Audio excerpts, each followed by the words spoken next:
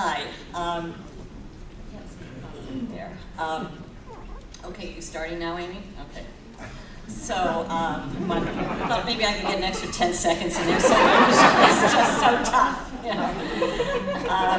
So I'm going to talk to you now about a text messaging intervention that I did a few years ago and the follow-up phase 2 study. And my work is specifically with gay and bisexual men and other MSM who are methamphetamine users. I had an introductory slide on the background that showed the intersection between meth use, HIV infection, high-risk sex, and how it's all combined to create this epidemic of HIV among gay male meth users. That slide got deleted because these folks are such taskmasters here all the time. So I'd like to start by thanking my collaborators who have been working with me on these studies.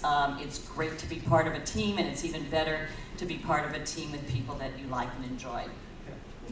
The first pilot was funded actually funded in 2006, and it was a pilot study of with methamphetamine users and text messaging. I'm happy to say that it was one of the first text messaging studies in the country, and it was very exciting. It was, where we've come from there is amazing. And since everybody's telling some of their little background stories, I will say that I got the idea from this study from walking around the house and seeing my teenage son on the couch texting nonstop. This was around 2005 when I wrote the grant.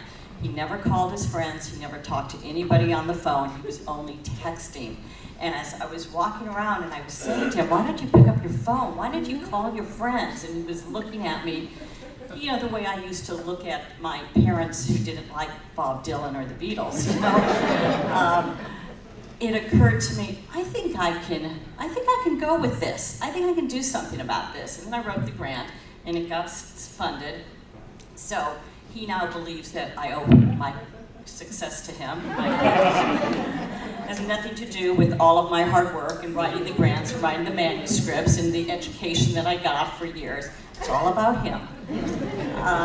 So this initial study was to conduct this formative work to look at text messaging intervention to reduce methamphetamine use and high-risk sexual behaviors among out-of-treatment gay male meth users. And we wanted to see if this was feasible. Can we do it? We implemented a 2-week text messaging intervention, transmitting text messages in real time.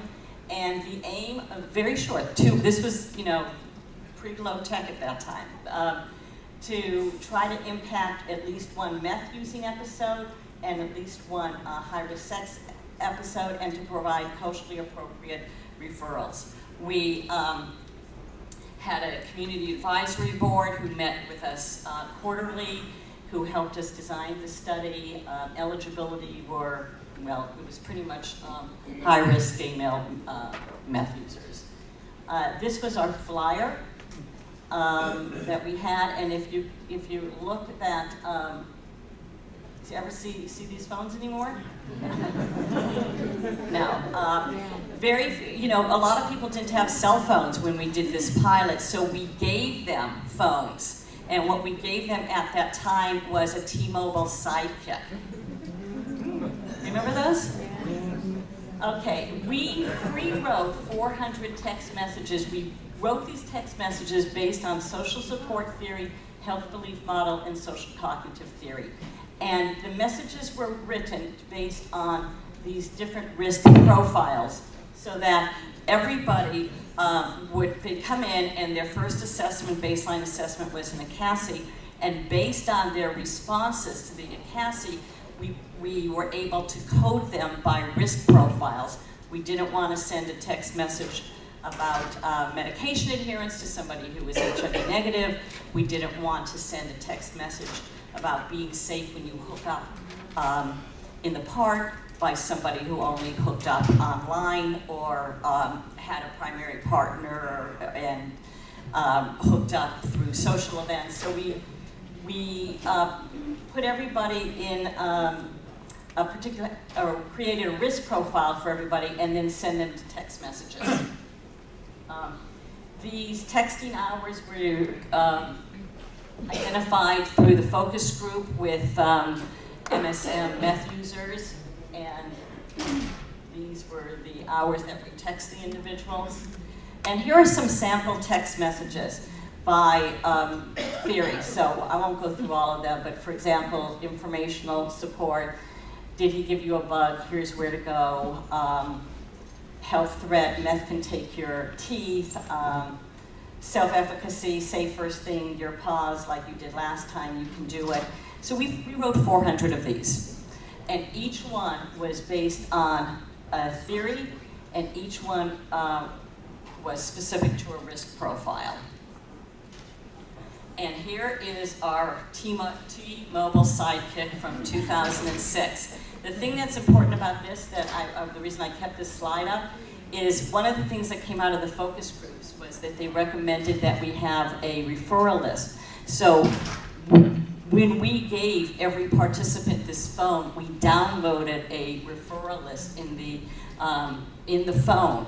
So when we would text them that here's where you can get an STD test, that reference, that referral was in the phone. Everything that they needed, where to go, was in the phone.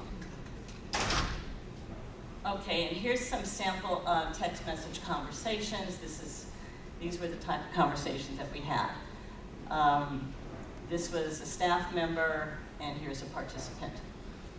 I want sex bad. He writes back, you can get it and keep it safe. How do I tell him? Have a condom ready. What if he says no? Is he worth it? There's always another guy. How's your, hi, where are you? I'm at the bathhouse, just met a hot guy. What are you planning? Gonna top him raw, that's safe, right? No, still risky for HIV and STIs. Hi, how's the hunt? A lot of guys want to party and play tonight. You can find guys who don't, but not as much fun. Peace of mind is hot too. Yeah, I'm worth it. And hi, how's your night? Great, ran into an old fuck buddy, gonna hook up. Have you talked status? No, that will end it. If you're safe, you don't need to know. And this very complicated slide is basically the design and the study progress. We recruited, they screened for eligibility, and then they came in for the baseline, a Cassie HIV test, a drug screen, and they got $25 at baseline. And then they engaged in the 2-week text messaging intervention and came back for a 2-month follow-up. And again, at baseline, we determined what the risk profiles were for each individual. And the text messaging system, again, was based on the theories and the risk areas, and then they went through the text messaging. The delivery plan was within 30 minutes, they got a welcome message that said, welcome to Project Tech Support. There was 38 out of the 50 participants were fully engaged, 10 were limited, and we only had 2 that were non-responders who didn't respond to text messages. And for those that didn't respond, we limited the text messages over a period of time. So we originally sent 5 messages a day, and then we limited it for those that didn't respond. After 4 days of non-responding, we went down to 3, and then 1. So I think this didn't convert well when it got put on a map.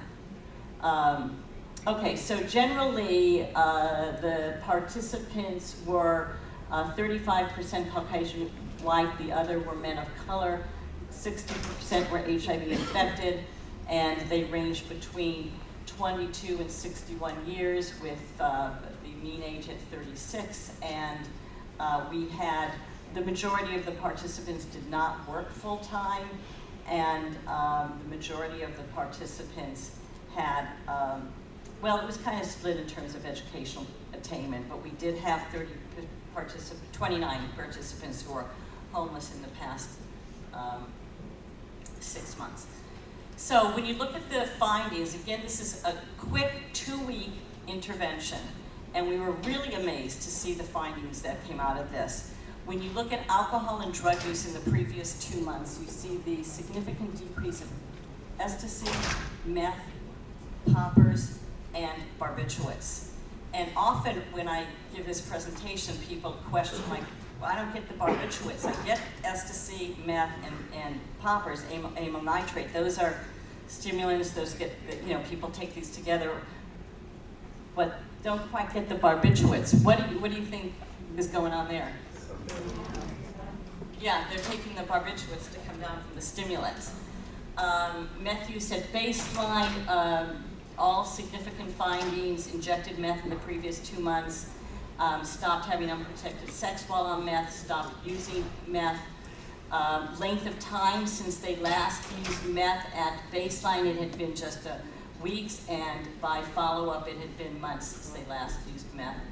Unprotected anal intercourse dropped from 8.4 men at baseline to a mean of 3.6 men. Exchange sex significant reduced. And what's interesting about this table is that when we looked at primary partners and non-primary partners, we found a significant difference in high-risk sexual behaviors with the non-primary partners. Not much change with primary, but with the non-primary partners, the highest risk, we did see a significant difference. So based on that, we decided to write the phase 2 grant for a randomized control trial. I'm gonna move forward. Amy's. Okay, so we wrote the randomized control trial, the phase 2. It got funded. We kept the same title, Project Tech Support, and we are just finishing startup. It has literally taken a year to start this. It is so complicated. And the difference here is that they are going to be randomized into 3 arms. This arm here is what we did in the pilot. We had text messaging plus a peer health educators. This is the same as the pilot. However, they can also be randomized into a text-only, push text-only intervention. So here, with the peer health educators, they're going to get 5 text messages a day during the same hours as the pilot. And they can text back, and they can have ongoing conversations with the peer health educators. Here, in this arm, they only get the 5 text messages a day. They cannot text back. And in both of these arms, they get a weekly text assessment, and in the control arm, all they get is the weekly text assessment, and it's just a 3-minute text on drugs and sex in the last week. And we lengthened the intervention to 8 weeks because when we did the analysis of the text messages and we did our content analysis, what we found is a lot of people regretted the study ending and wished they had more time. So we now have an 8-week text messaging intervention, and we're going to follow that up to 9 months. Okay, so the study aims is basically to look at the efficacy of these 3 arms, and we added a cost-effectiveness analysis. So arm A is basically what I said. They're going to get 5 messages a day. They're going to be based on the risk profiles, and they have the pre-written. We have the pre-written text messages based on the risk profiles and based on the same theories. And they get the weekly brief text message assessment. Arm B, they get everything except for the interaction with the peer health educators. And for Arm C, they only get the brief text message assessment. We kept the same flyer that we did from the original study, but if you look closely, look at this guy. He's been going to the gym in the last 5 years. He's beefed up, he's got some tats, I think he's looking pretty good. But other than that, it's pretty much the same. And we plan to start enrollment in a few weeks. We're working with the Damagi company that Dallas talked about in his presentation, and we're just about to start. And conclusions basically that what's important to know is that, given the advancements of mHealth, it's really no longer necessary to have these limited prevention interventions that are physical, that are at brick and mortar sites where we need to bring people in for counseling sessions. We're really poised now. There's a paradigm shift, and we're really poised to think about these technology interventions. And we see that they're feasible, they're easy, they're accessible, we make them culturally competent, and they're private. And I think this is certainly the direction that the participants want us to go in. And that's it. Thank you.